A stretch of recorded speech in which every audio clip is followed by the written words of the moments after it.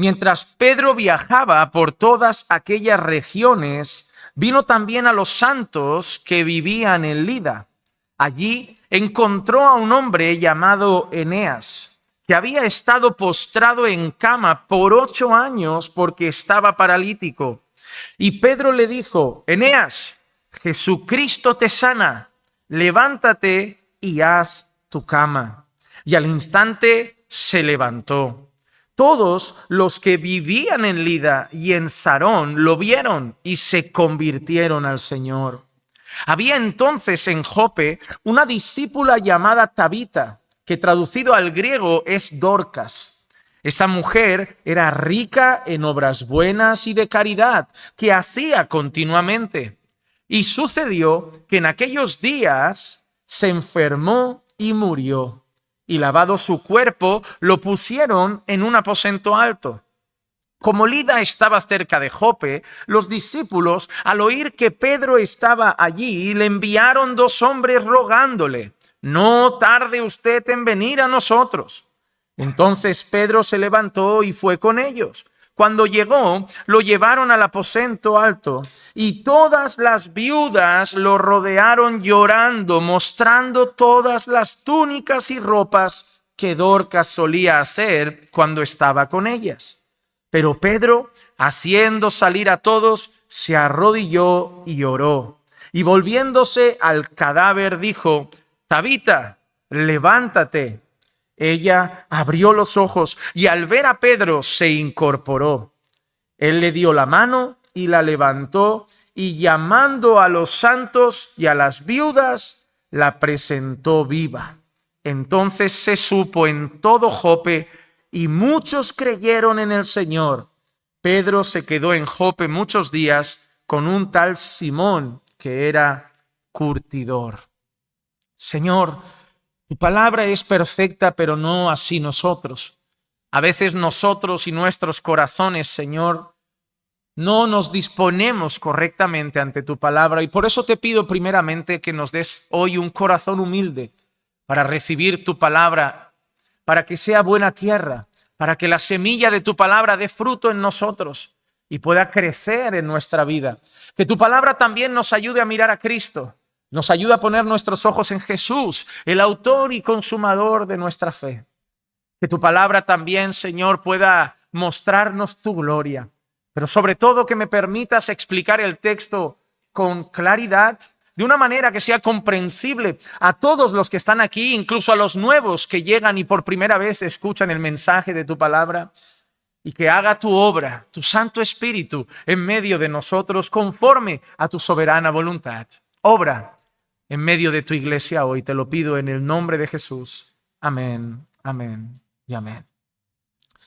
Hermanos, nosotros vinimos de un mensaje anterior donde nos centramos en Bernabé.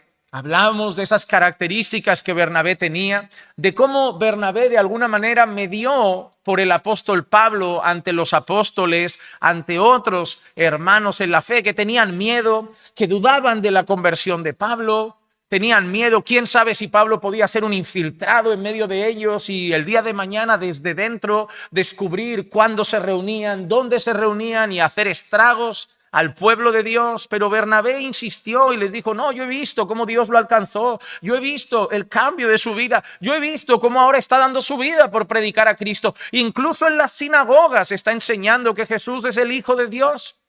Y nos centramos en la persona de Bernabé y hacíamos un llamado: orar a Dios para ver si podíamos ser un poco Bernabé entre nuestros hermanos también. Pero ahora el texto, al final del capítulo 9, vuelve a centrarse ya no en Pablo. Pablo va a ser un protagonista dentro de poco, que no va a salir del mapa durante muchos capítulos. Pero ahora el capítulo 9 va a centrar nuestra atención en Pedro. Porque seguidamente, en el capítulo 10, que será el próximo mensaje, veremos a Pedro en una escena que nos va a enseñar mucho. La visión de un hombre que tiene Pedro, la visión de un lienzo donde Dios le va a decir mata y come. Pedro va a decir que algunas cosas no las puede comer porque son animales impuros. Y todo eso va a tener que ver con un hombre que es gentil, con un hombre que es no judío. Y de ahí el Señor va a traer una enseñanza poderosa a nuestras vidas. Y luego, dentro de poco, ya Pablo entrará, como digo, en escena y se quedará siendo el protagonista del relato por mucho tiempo. Pero ahora vemos a Pedro y tenemos que entender más o menos el contexto en el que nos encontramos, el contexto actual en el que estamos, y vamos a dividir nuestra historia en dos cosas. Una, la cura que hay en Lida, y la otra cosa, la resurrección que hay en Jope. Eso es lo que hemos visto. Un hombre es curado en Lida y una mujer es resucitada en Jope. A veces cuando vemos estas enseñanzas, nosotros simplemente pensamos, bueno, milagros, ya está, Dios hace milagros, Dios sana a enfermos y Dios resucita a muertos, gloria a Dios, amén. Pero creo que pueden haber más cosas alrededor de estos milagros que debemos considerar. La primera cosa, y para ponernos en situación, es esa. Vamos a ver el primer paso que está dando Pedro y lo da hacia la zona de Lida. En Hechos 9, versículo 32, leemos esto: y mientras Pedro viajaba por aquellas regiones, por todas aquellas regiones, vino también a los santos que vivían en Lida. Y me gusta esa palabra. Hoy la vamos a leer dos veces. La van a leer aquí y la van a leer luego otra vez en el caso de Dorcas. ¿Por qué esa palabra? Los santos. Yo recuerdo cuando recién empezaba a llegar en la iglesia evangélica y por eso digo, ¿no? Cuando yo encuentro gente nueva en la fe, que se le sube un poquito el poco conocimiento que tienen, como si ya fueran catedráticos, teólogos, tal, yo me acuerdo de mí. ¿Por qué? Porque yo lo que defendía al principio o sacaba pecho de lo que iba conociendo ahora, yo miro atrás y me da vergüenza a veces. Me da vergüenza debates en los que me metí, me da vergüenza cosas que dije, me da vergüenza cómo traté y tomé algunas decisiones, y doy gracias a Dios de que nos ayuda a ir madurando, de que nos ayuda a ir madurando. Si eres nuevo en la fe, te doy un consejo: sé paciente, no seas un toro, vayas invistiendo a la gente y arrasando con todo, porque posiblemente te va a pasar como a mí y dentro de unos años te vas a arrepentir de cosas, y lo peor es que algunas cosas las haces contra alguien y te puedes arrepentir del daño causado o de malas decisiones. Yo cuando empecé en la iglesia evangélica, yo recuerdo decirle a la gente esta frase constantemente: nosotros no creemos en santos, ¿no? Yo me encontraba personas, oye, ¿y qué diferencia hay entre evangélicos y católicos? Y yo, esa frase era de las primeras. Una era: el Papa, no rezo a María y no creo en santos. Era mi escala. No, nosotros no creemos en el Papa, no adoramos a María y no creemos en santos. Y de golpe empiezo a leer la Biblia más a fondo y digo: santo por aquí, santo por allá. Digo, ¿ahora qué hacemos aquí? Y cuando me doy cuenta, yo volvería atrás y diría a la gente: yo soy un santo. ¿Cómo que no creo? Yo soy uno. No adoro santos, no venero santos. Ahora matizo, ¿no ves? Es lo que hace el tiempo. Empiezas a matizar. Pero vemos esa palabra aquí, ¿no? Pedro dice que iba a aquellas regiones y vino a los santos que vivían en Lida. Y luego vamos a ver a los santos que estaban en Jope. Incluso también Pablo va a llamar santos a algunas iglesias en su carta: a los santos de Cristo que están en Corinto, a los santos de Cristo que están allá. Hermanos, sí, no veneramos santos, no adoramos santos, no rezamos a santos, no ponemos velas a santos. ¿Por qué? Porque nosotros sabemos que el único mediador entre Dios y los hombres es Cristo Jesús, y que toda obra que Dios puede hacer en nosotros es por medio de Cristo, no por medio de ningún otro hombre, y mucho menos difuntos. Pero somos santos. Y qué bonito, ¿no? Que la Biblia nos defina así. Tú te miras en el espejo y no te definirías como santo a lo mejor. Tú te miras en el espejo y dices: me queda grande, ¿no? Esa palabra.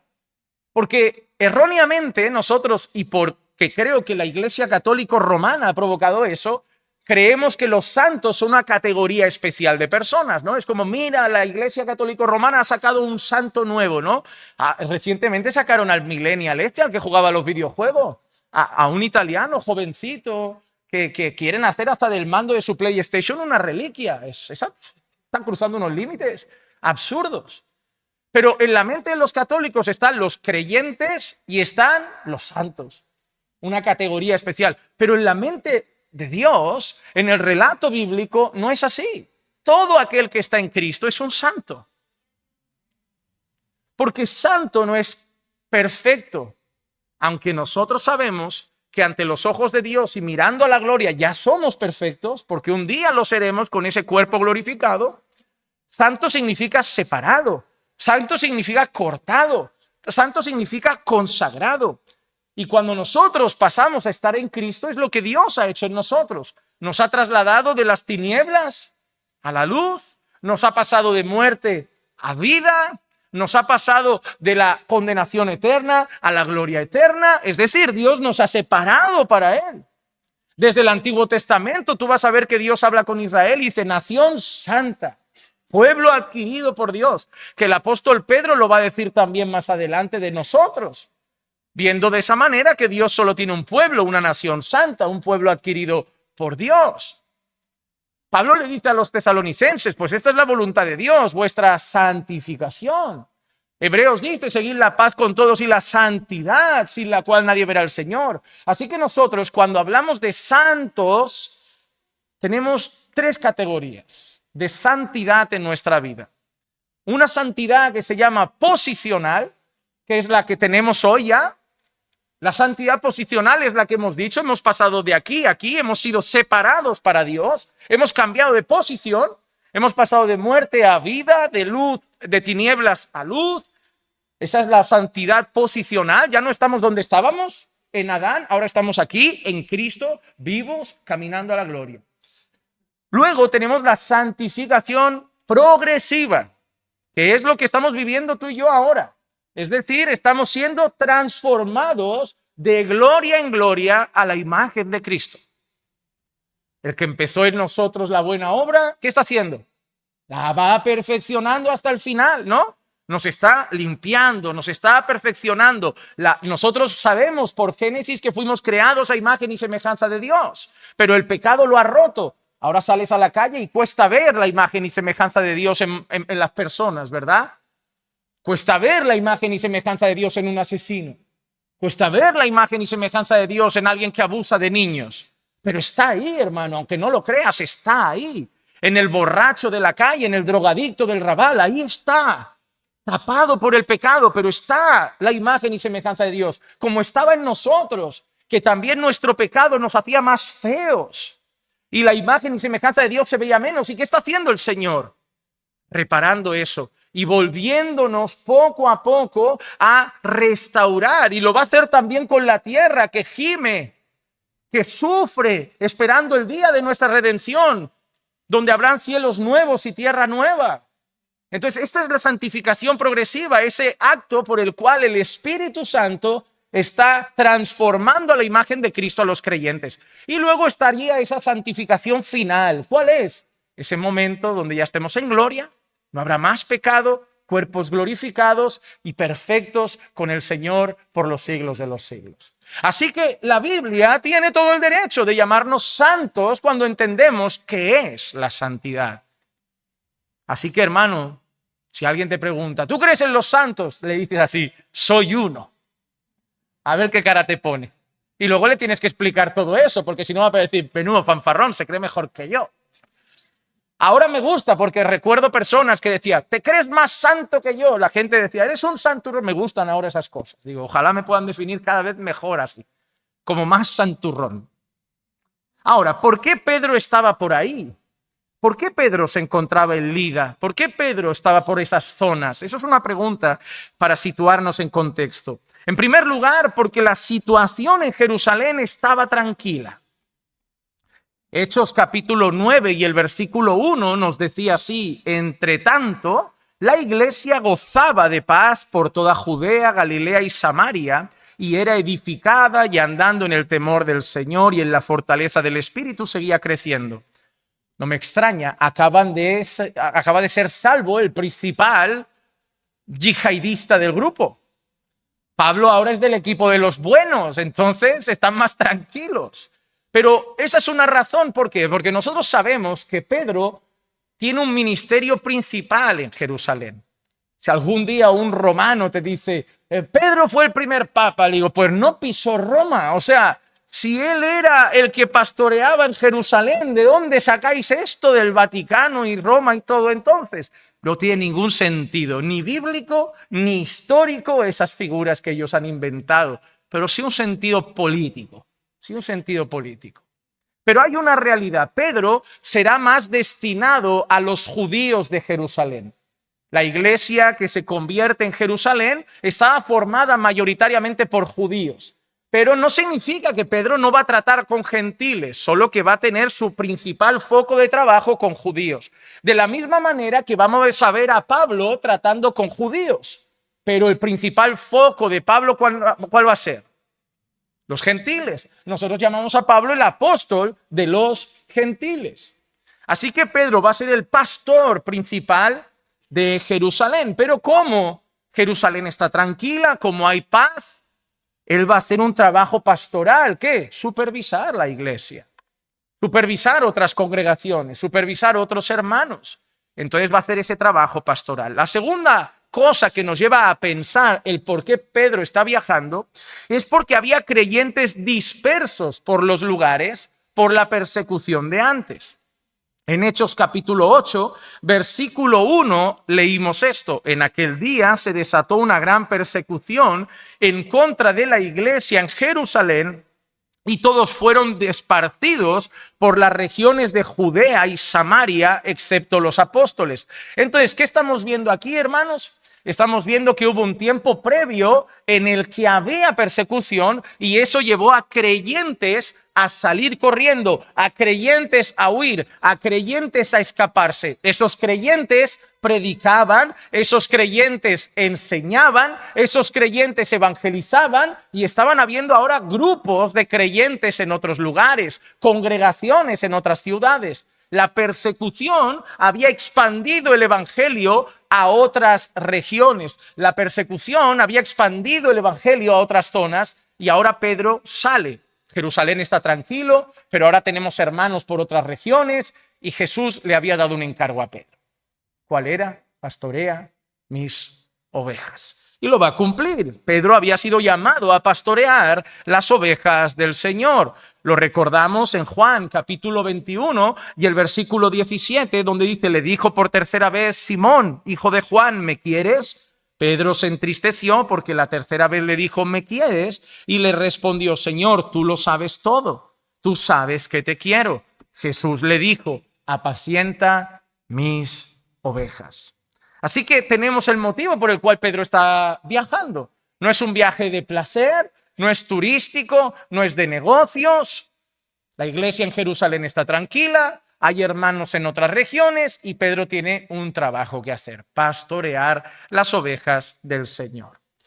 Ahora vamos a ver el relato de los dos milagros, una sanidad por un lado, una resurrección por el otro. Por un lado tenemos a Eneas, curado de una parálisis en Lida. Dice, versículos 33 al 35 de Hechos 9, dice así. Allí encontró a un hombre llamado Eneas, que había estado postrado en cama por 8 años, porque estaba paralítico. Y Pedro le dijo, Eneas, Jesucristo te sana. Levántate y haz tu cama. Y al instante se levantó. Todos los que vivían en Lida y en Sarón lo vieron y se convirtieron al Señor. Mira, lo primero que tenemos es la manera como el Señor levanta a un paralítico. 8 años en cama, 8 años paralítico, y llega Pedro y sin mucha complicación le dice, Eneas, Jesucristo te sana.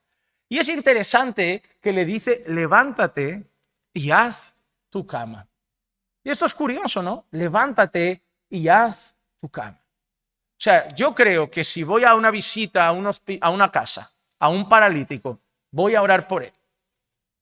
Y de golpe el paralítico lleva 8 años allí y yo, Juan Manuel, me llama. Juan Manuel, ¿ves a orar por un paralítico a ver qué puede hacer Dios? Primeramente, yo no creo que fuera tan valiente como Pedro, porque eso marca una diferencia entre los apóstoles y nosotros, de ir directamente y decir, oye, tú, levántate, ya. No, yo oraría como suelo hacer, yo pediría como suelo hacer, yo clamaría como suelo hacer. Pero si se levanta, si yo voy a orar por un paralítico y se levanta, creo de todo corazón que de lo que me olvidaría es de la cama. Que yo no estaría pensando, perdónate, ya que te has levantado, lo primero que hay que hacer es la cama. O sea, ¿llevas 8 años paralítico? Acabas de ser sanado y antes de cualquier cosa, antes de ir a comprar el pan, antes de ir a anunciarlo a los vecinos, a la cama. La cama no se puede dejar así. Las madres tenían eso muchas veces, pero te decían que hicieras la cama por un motivo. Decía, niño, sal de la cama y hazla, que no te vas a quedar todo el día ahí postrado, que no te vas a quedar todo el día tumbado en la cama. Hacer la cama no era solo el hecho de que Pedro es un hombre disciplinado y dice, oye, no se puede dejar una cama sin hacer. Pedro está diciendo, esto no es temporal, ¿eh? Este no se ha levantado y ahora vuelve a la cama. Este no se ha levantado unos minutos y se vuelve a caer. Ese haz la cama, es decir, el tiempo de estar postrado. ¿Cuánto tiempo llevaría sin hacer la cama? Nosotros hacemos la cama si no pretendemos volver a los 5 minutos. Yo si me levanto y solo voy a beber agua, no hago la cama. Voy, bebo agua y vuelvo. Pero yo hago la cama por la mañana si pienso no vuelvo hasta más tarde. No me voy a meter otra vez en la cama ahora. Va a estar un rato la cama sin mí ahí dentro, entonces voy a hacer la cama. Eso es lo que está diciendo Pedro. Se ha curado. O sea, no se ha levantado y en 5 minutos le van a flaquear las piernas y va a volver a la cama. No puede hacer la cama, que hoy va a tener su día tranquilo. Que hoy puede salir a comprar y hasta la noche igual no vuelve a dormir aquí. Y a lo mejor de la emoción ni esa noche iba a dormir. O sea, ahora ese haz tu cama es una celebración de una cura real. No es teatro, no es algo momentáneo. Dios realmente ha curado a ese paralítico. Y hacer la cama es significativo porque es decir, la cama ahora la vas a tratar como una persona normal. Vas a dormir en ella y luego te vas a levantar y la vas a hacer como todo ser humano y vas a hacer tu día y luego volverás a dormir, la volverás a hacer al día siguiente. Y eso es una celebración de esa cura. Y seguidamente, después de curar a un paralítico, van a buscar a Pedro para que haga otro milagro. No él, el Señor.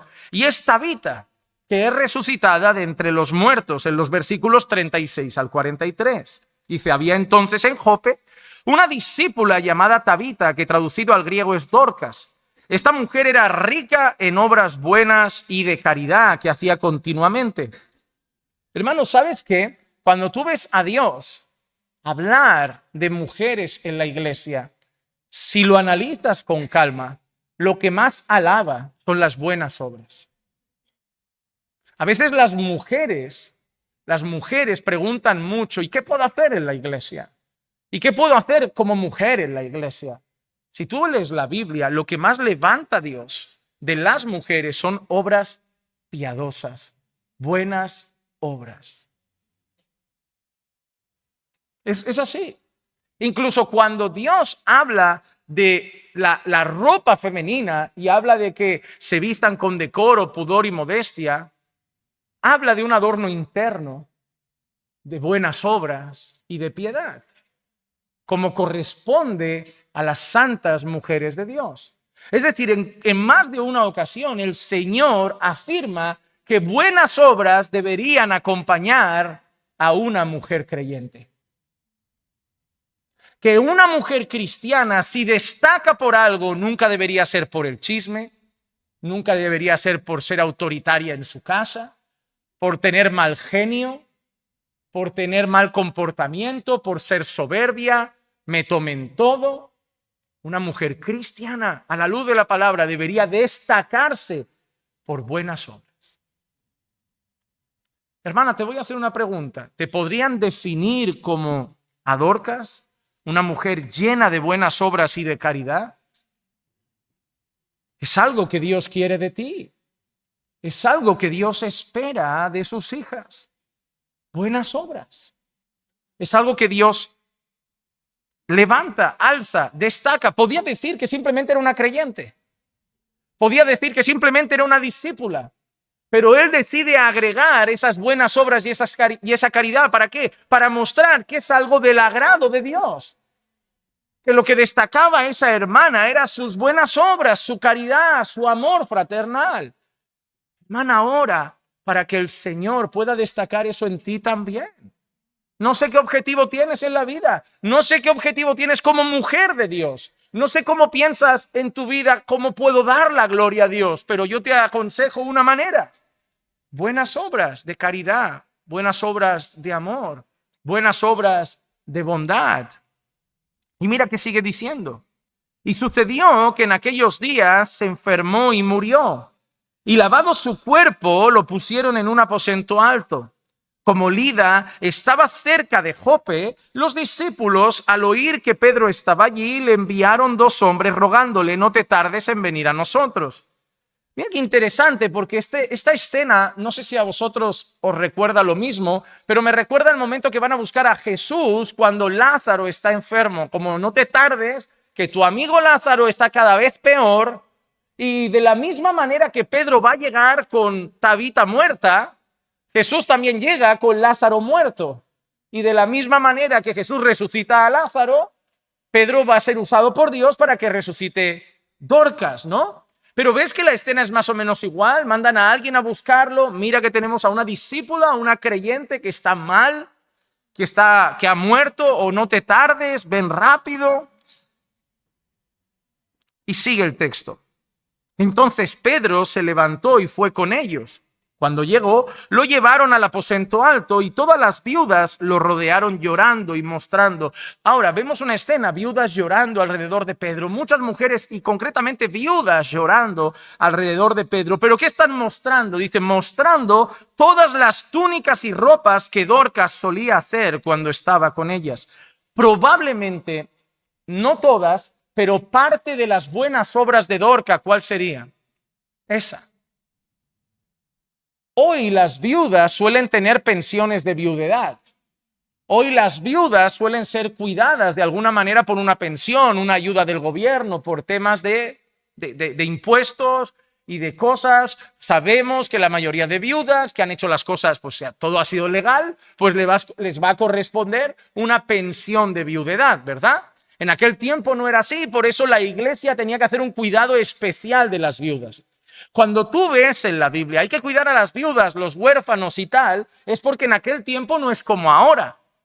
Aquí alguien queda huérfano y no va a la calle a morir. Si alguien queda huérfano en España, va a haber un lugar, sí, no es el más bonito, no es el mejor, pasan muchas cosas. Nadie quiere hablar bien de los orfanatos la mayoría de veces, pero va a haber un lugar, va a comer, va a tener ropa, va a tener una escuela, va a tener una educación básica. ¿Por qué? Porque parte de los impuestos, ¿qué hace? Sustenta esas cosas. En aquel tiempo no era igual. Entonces la iglesia se tenía que hacer cargo de los huérfanos, se tenía que hacer cargo de las viudas, de los más desamparados. Y una de las cosas que vemos aquí es que seguramente de esas buenas obras que hacía Dorcas, una era que ayudar a las viudas. Porque dice que estaban llorando a las viudas. Alrededor de ella habían viudas. Y tú dices, ¿qué hacen las viudas allí? Y dice que cuando Pedro llega, le enseñaban las túnicas.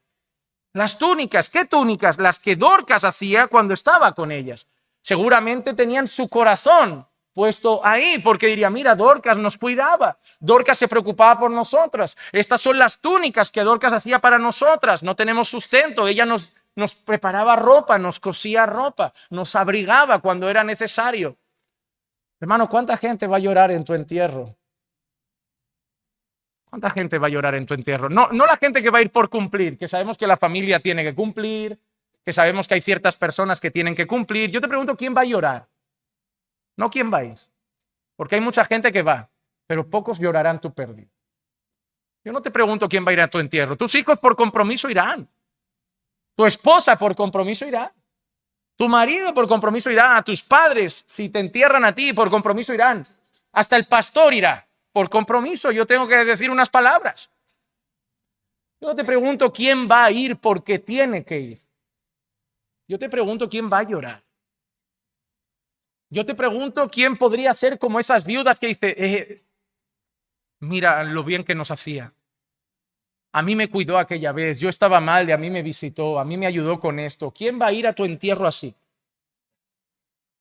Porque la mayoría de nosotros, lo único que plantamos en esta tierra es que nos entierren. Pagamos un seguro de decesos para garantizar no dar mucho trabajo a la familia, un sepulcro, un ataúd, una lápida, unas flores, algo en el tanatorio, que le pongan unas pastas, un café y adeus y au. Hermano, no todo el mundo se va de este mundo igual. No, hay gente que se va, y te digo una cosa, hay gente que se va y al mes la gente sigue como si nada. Lo que va a determinar cómo vas a irte es cómo vives hoy. Y yo te pregunto, ¿quién iba a llorar en tu funeral hoy? ¿Quién iba a llorar? ¿Quién tendría cosas buenas que sentarse? ¿Sabes lo más bonito para mí de los funerales? Los recuerdos. Sentarnos a la mesa y decir, ¿recuerdas aquel día? ¿Recuerdas aquella vez? Eso es lo bonito para mí un funeral. Celebrar la vida que tuvo, la vida que le dio el Señor, el bien que nos hizo. Dar gracias porque lo tuvimos con nosotros, ¿no? Oh, de verdad, que no, va a sentirse su vacío. Va a sentirse su ausencia, va a sentirse su falta. Es más, nos va a doler y vamos a tener que orar para que Dios nos ayude porque tenemos tantos recuerdos buenos. Hermano, te vuelvo a preguntar. No seas tan orgulloso y arrogante de decir, ellos deben estar ahí y... ¿Sabías que antiguamente hasta se contrataba gente para que llore? La gente era tan egoísta que decía, como no va a llorar nadie naturalmente, voy a pagar a 4 señoras que vayan a llorarme al sepulcro. Hermano, si quieres darnos una ofrenda, elegimos a 4 hermanas bien lloronas y las ponemos allí, pero yo creo que si tú vives adecuadamente va a ser natural y es más bonito. Esta mujer estaba rodeada de viudas, enseñando túnicas, es decir, mira, esta era Dorcas. Dorcas daba su tiempo por nosotros, nos ayudaba, nos cuidaba, se preocupaba y por eso lloran. Son cosas que nos deben hacer meditar. Dice, mas Pedro, haciendo salir a todos, se arrodilló y oró, y volviéndose al cadáver dijo, Tabita, levántate. Y ella abrió los ojos, y al ver a Pedro se incorporó, y él le dijo, le dio la mano y la levantó, y llamando otra vez la palabra a los santos y a las viudas, la presentó viva. Y esto se supo en todo Jope, y muchos creyeron en el Señor, y Pedro se quedó en Jope muchos días con un tal Simón, curtidor. Vamos a considerar 3 cosas de estos milagros. 3 cosas que quiero que consideremos de estos milagros que acabamos de leer. Número 1, los milagros no los hizo Pedro, los hizo Jesús. Y eso es importante, porque hoy en día tenemos un montón de gente alardeando de hacer ellos milagros, de ellos curar gente. Y se nos olvida apuntar al único que hace milagros. Solo Dios hace milagros. En el primer caso, incluso Pedro usa esta frase, Jesucristo te sana. ¿Recuerdan cuando va a curar a ese paralítico lo que dice? Jesucristo te sana. Y en el segundo caso, Pedro ora. Dice que se arrodilla y ora pidiendo un milagro. En uno va directo y dice, Jesucristo te sana. En otro se arrodilla y ora pidiendo un milagro. Y esto nos enseña que Pedro no los hace Jesús. Yo sé que hay textos que me suelen lanzar en la cara en estos momentos de yo os daré poder para que mi nombre... Pero es eso lo que se nos olvida. Es en su nombre. Es Él a través de la iglesia. Es Él a través de la iglesia. Es Él a través de nosotros. Es Él el que hace los milagros. Número 2, los milagros tienen una finalidad, la gloria de Dios y la propagación del evangelio. En Mateo capítulo 11, versículos 4 y 5 dice, respondiendo Jesús les dijo, id y contad a Juan lo que oís y veis. Los ciegos reciben la vista y los cojos andan, los leprosos quedan limpios, los sordos oyen, los muertos son resucitados y a los pobres se les anuncia el evangelio. Juan había anunciado a Jesús como el Cordero de Dios. ¿Recuerdan aquella escena? Jesús va llegando, él en el Jordán apunta y dice, es el Cordero de Dios que quita el pecado del mundo. Pero ahora Juan está en una cárcel y manda a sus discípulos a preguntarle ¿qué? ¿Eres el Cordero de Dios? A mí me encanta Juan porque tiene las mismas crisis que tengo yo. Me encanta la Biblia, porque si me hubiera presentado superhéroes, yo me sentiría tan mal. Porque vería a un Juan que siempre estaba aquí, a un Pedro que siempre estaba aquí, a un Pablo que siempre estaba aquí, y yo diría, yo mejor tiro la toalla.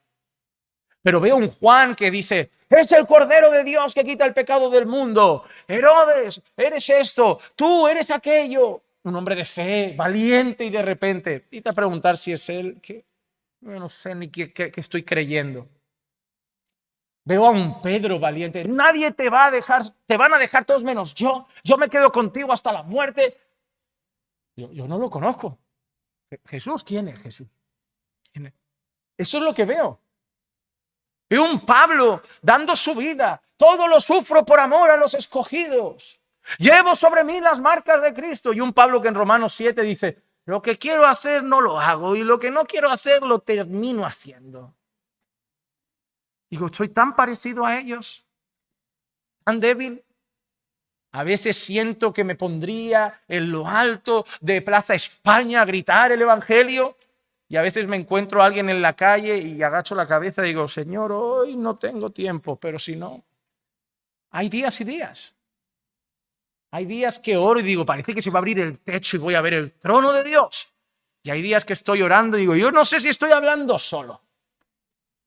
Hay días que soy tan frío que digo, Señor, yo voy a seguir porque sé que me estás escuchando, pero sentir, no estoy sintiendo más que el frío de invierno. Pero sigo. Hermano, los hombres que presenta la Biblia son hombres débiles, pero que siguieron creyendo, que tuvieron una fe que a veces era débil y una fe que a veces era fuerte, pero una fe en Cristo. Porque el propósito de estos milagros no es que crean en nosotros, no es que seamos grandes nosotros. Jesús no quería hacer grande a Pedro, ni grande a Pablo, ni grande a Juan. Jesús tiene que ser el grande. ¿Sabes por qué a mí Dios me va a dejar tener debilidades y a ti? Para que cuando nos use para algo no se nos suba a la cabeza y nos recuerde, no eres tú, soy yo. Si yo dejo esta iglesia en tus manos y en las manos de Marcos y en las manos de los diáconos y en la mano de quien sea, en 2 días se viene abajo. Pero yo edificaré mi iglesia y las puertas del Hades no prevalecerán. Cuando los discípulos de Juan llegan a él y le dicen, Juan dice que te preguntemos que quién eres. ¿Qué señala Jesús? Señala los milagros. El ciego ve, el cojo anda, el leproso es curado. Porque ¿para qué eran los milagros? Para que creyeran en Jesús. ¿Para qué eran los milagros que Dios hizo a través de Moisés? Para que creyeran a Moisés y siguieran a Moisés. ¿Para qué eran los milagros que hizo a través de Elías? Para que escucharan a Elías y le dieran credibilidad. ¿Para qué eran los milagros que hizo a través de Pedro? Para que escucharan a Pedro y prestaran atención a su mensaje. El fin de todo es que Dios sea glorificado y que Cristo sea contemplado. Y hoy mucha gente centra los milagros y las sanidades en nosotros y no en Jesús. Y en tercer lugar, los milagros apuntan a una restauración completa, final y gloriosa. Cuando hablamos de escatología, hablamos de las últimas cosas y los milagros tienen un cierto valor escatológico, porque los milagros nos recuerdan que la enfermedad no dura para siempre. Los milagros nos recuerdan que hay alguien que va a acabar con la enfermedad. Los milagros nos recuerdan que hay alguien que va a acabar con el dolor. Los milagros nos recuerdan que hay alguien que va a acabar con el sufrimiento. Los milagros nos recuerdan que hay alguien que va a acabar con la muerte. Los milagros nos recuerdan la gloria que nos espera. En Apocalipsis 21:4 dice, Él enjugará toda lágrima de sus ojos y ya no habrá muerte, ni habrá dolor, ni duelo, ni clamor, porque las primeras cosas han pasado.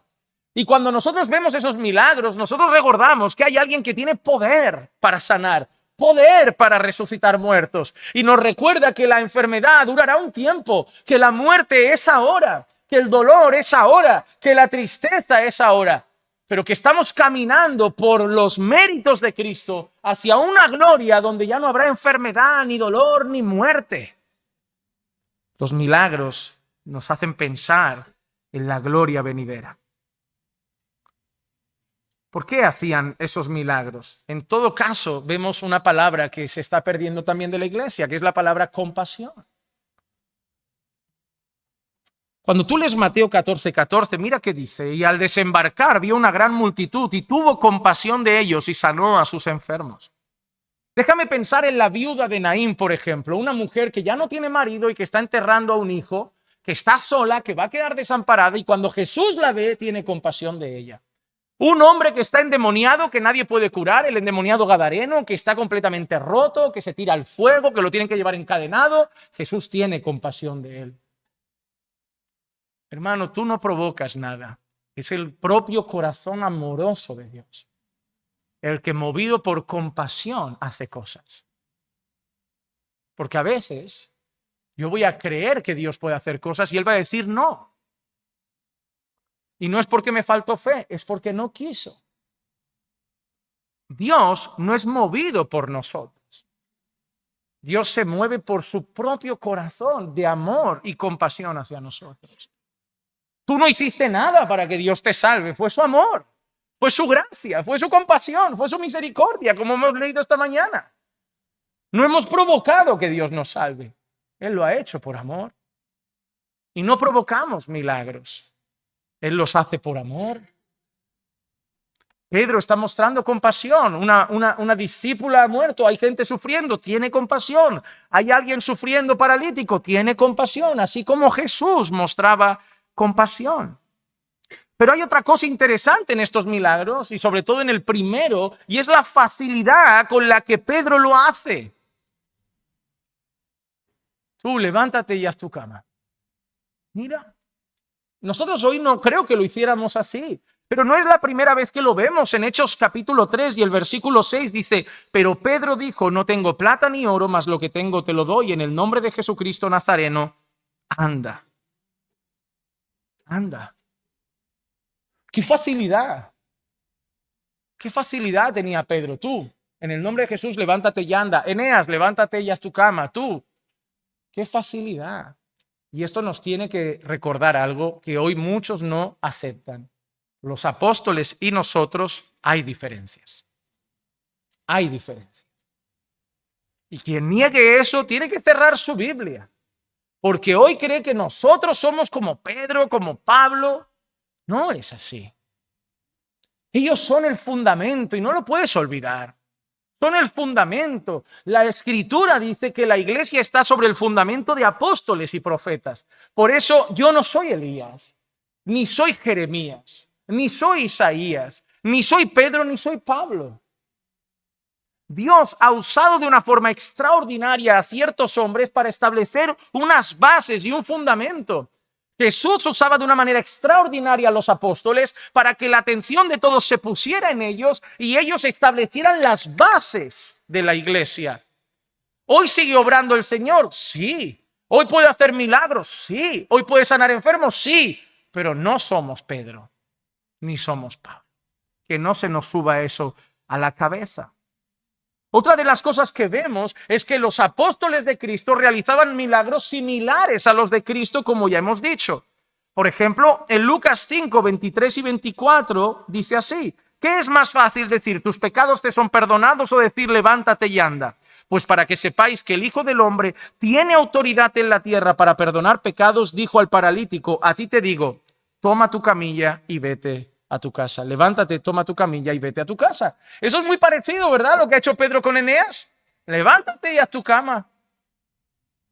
O, por ejemplo, en Lucas 8, 54 y 55 dice, pero él, tomándola de la mano, clamó diciendo, niña, levántate. Entonces le volvió su espíritu y se levantó, y él mandó que le dieran de comer. Ahí tenemos a la hija de Jairo, un oficial de la sinagoga, siendo curada. Así que hay una similitud muy grande entre los milagros que hizo Jesús y los milagros que ha hecho Pedro. ¿Para qué? Para seguir respaldando más y más que Pedro está actuando en nombre de Jesús. Hay similitud entre el obrar de Jesús y el obrar de Pedro para que sepan que Pedro lleva el mensaje de Jesús, es respaldado por Jesús y que la gente vea en Pedro lo que veía en Jesús. Y como hemos dicho, que lo escucharan.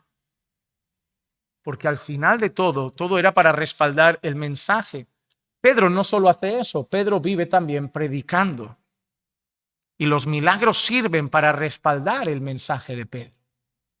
En Hechos 2 hemos leído en el 3 y 4 lo siguiente: ¿cómo escaparemos nosotros? Perdón, en Hebreos 2, versículos 3 y 4 dice: ¿cómo escaparemos nosotros si descuidamos una salvación tan grande, la cual, después que fue anunciada primeramente por medio del Señor, nos fue confirmada por los que oyeron, testificando Dios juntamente con ellos, tanto por señales como por prodigios y por diversos milagros y por dones del Espíritu Santo, según su propia voluntad? Mira lo que dice: una fe anunciada primeramente por medio del Señor.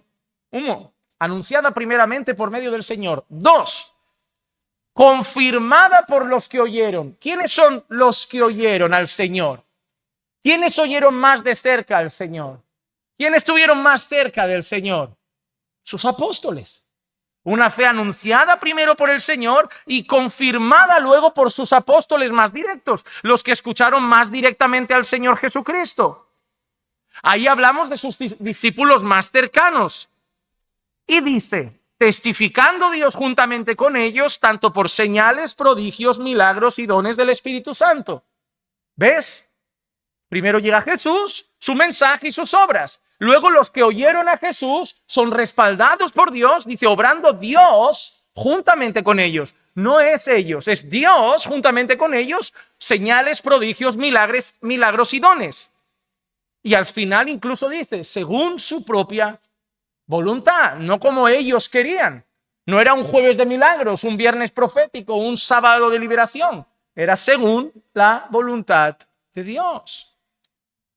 Así que al final los milagros buscaban respaldar el mensaje. Hay una frase de William Gurnall que me gusta mucho. Dice: los milagros fueron para el evangelio lo que los sellos para un escrito.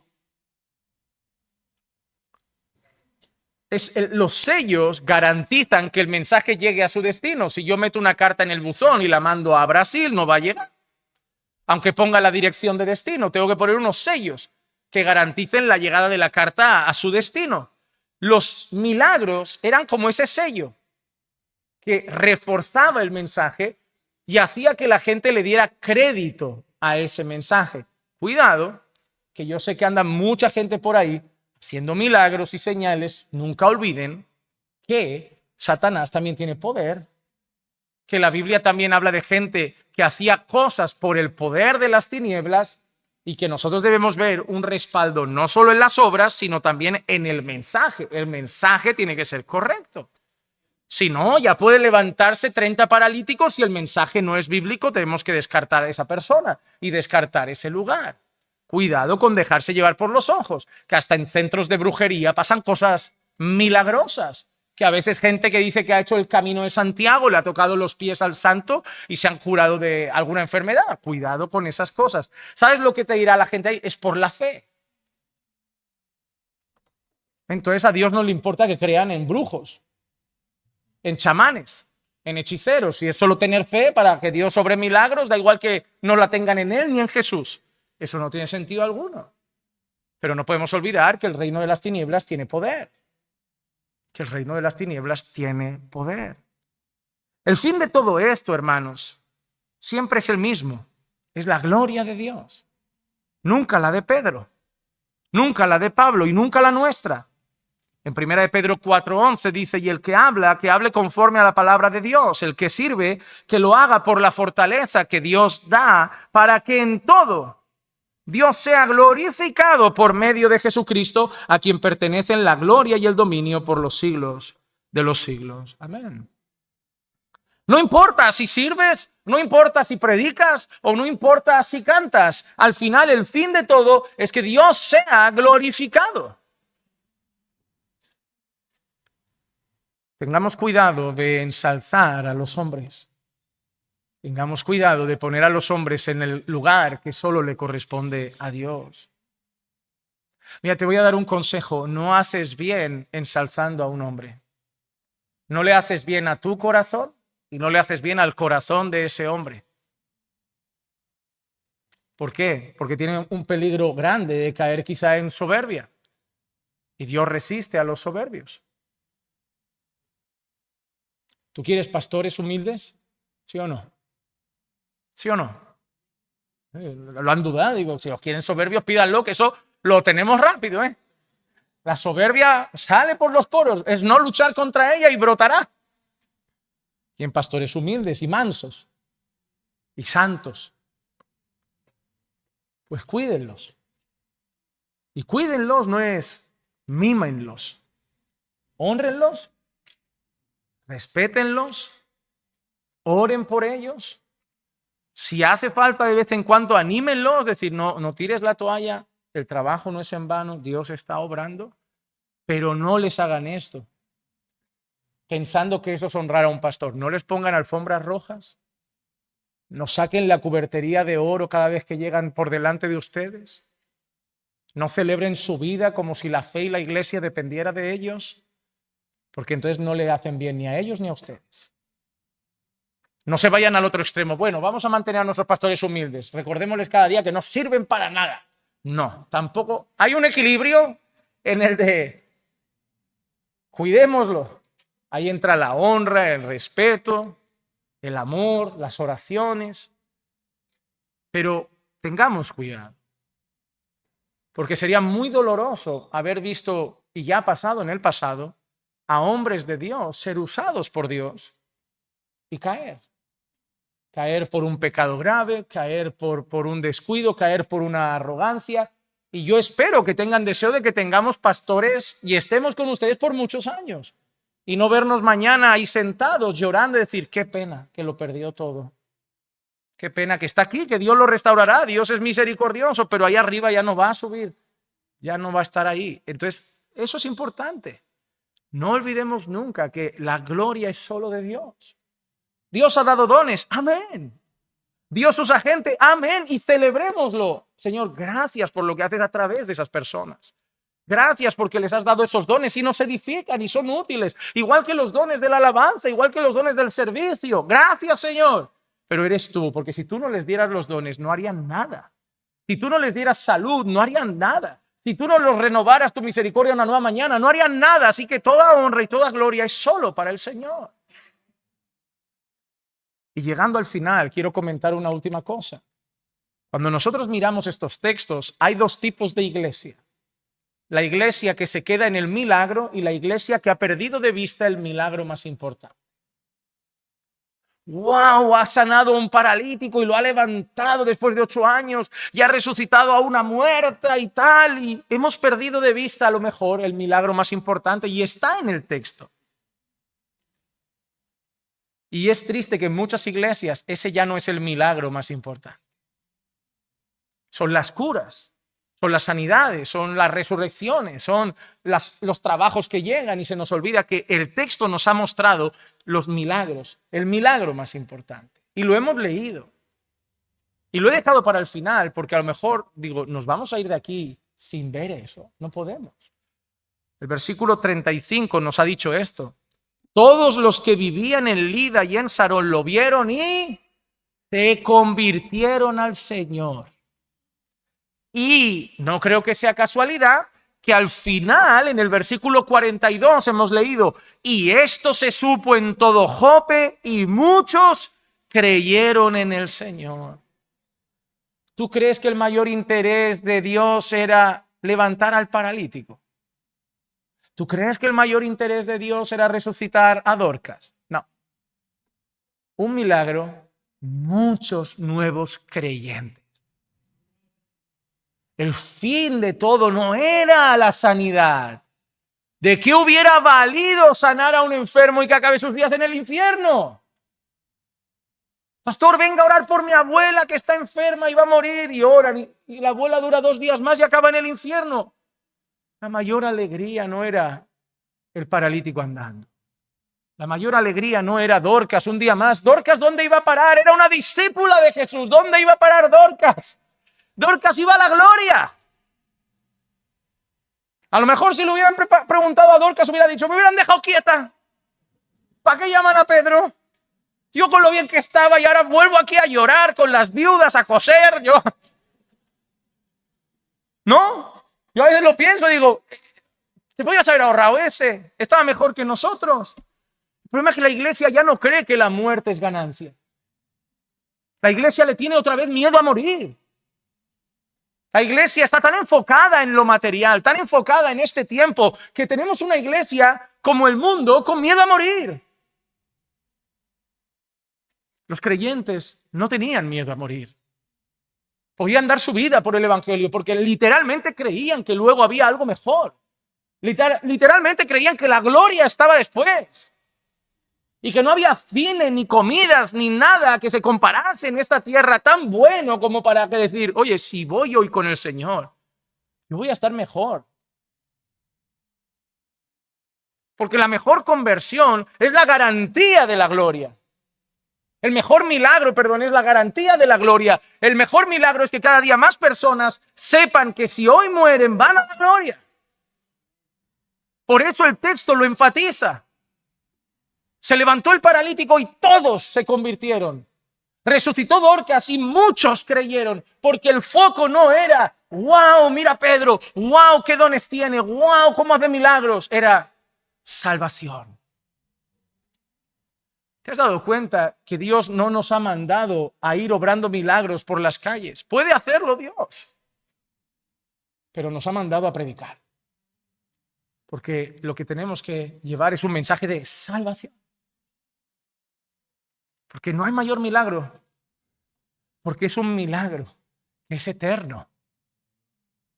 Cualquier enfermedad es pasajera.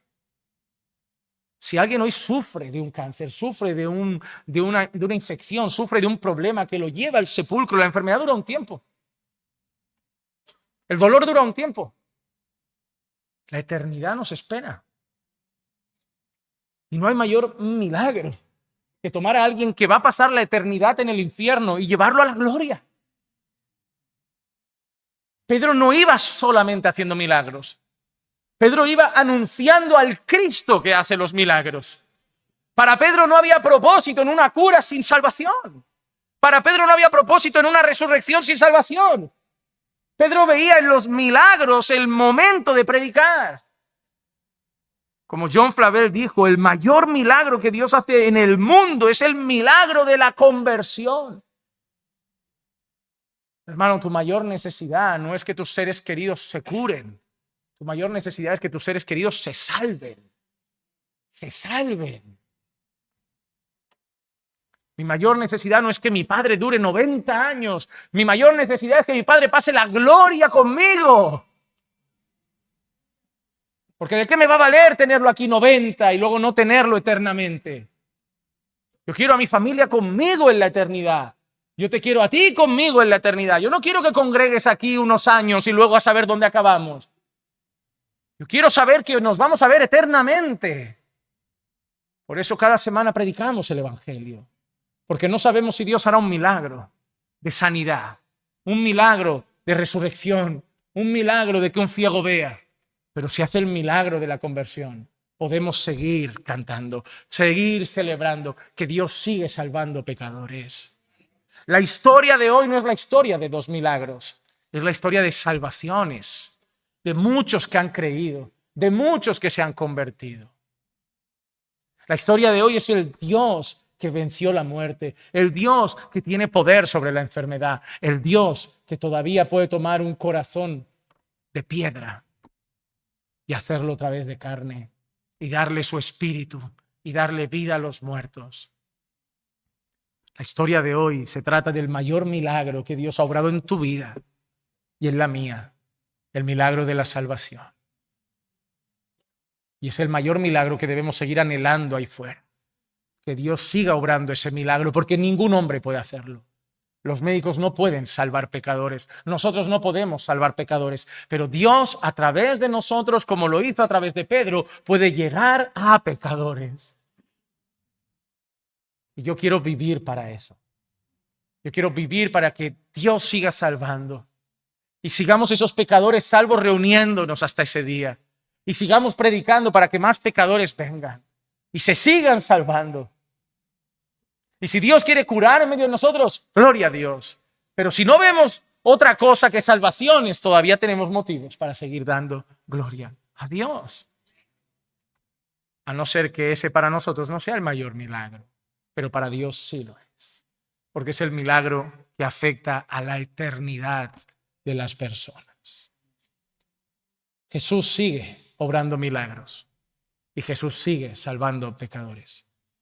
Si tú estás hoy aquí y estás sin Cristo, deseo que hoy Dios obre en ti un milagro. El milagro de la salvación. Que Dios hoy quite las escamas de tus ojos que no te dejan ver tu pecado y te haga reconocer que eres un pecado, que no puedes estar de espaldas a Dios, que si sigues caminando así, tu eternidad en condenación te espera. Pero hoy Dios puede hacer un milagro y hacerte ver a Cristo y llevarte a creer en Él. Hoy podías haber entrado aquí, mira, viendo, sin cojera, sano, con trabajo, con dinero, con familia, pero muerto. Y espero que salgas vivo, porque ese es el milagro que más alegra mi corazón. El ver gente que entra un día por esa puerta muerto y se va por esa puerta vivo. Quizá no lo vemos físicamente, pero aquí pasó.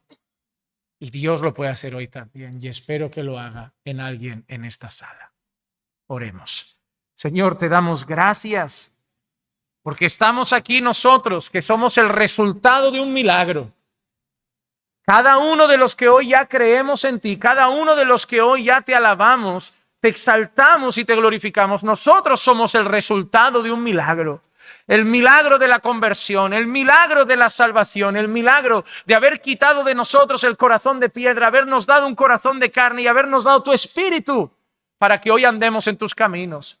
Y te pido, Señor, que nos sigas usando como a Pedro, como a Pablo, como a Juan, como a Timoteo, como a Silas, como a Epafrodito, como a todos los que han seguido anunciando el Evangelio, que nos uses para seguir viendo ese milagro suceder en muchos y ver a muchos pasar de muerte a vida, de tinieblas a luz y de la condenación a la gloria. Señor, que tu iglesia siga proclamando el Evangelio y sigamos anunciando que la muerte ha sido derrotada y nosotros ya no le tenemos temor, porque aquel que está en Cristo no morirá. Ha pasado de muerte a vida y lo que nos espera es la gloria eterna. Señor, que sigamos proclamando la victoria de Jesús y sigamos anunciando el mensaje del Evangelio, que es poder de Dios para salvación de todo aquel que cree. Ayúdanos, Señor, a mantenernos firmes en la fe por tu gracia. Te lo pido en el nombre de Jesús. Amén. Amén.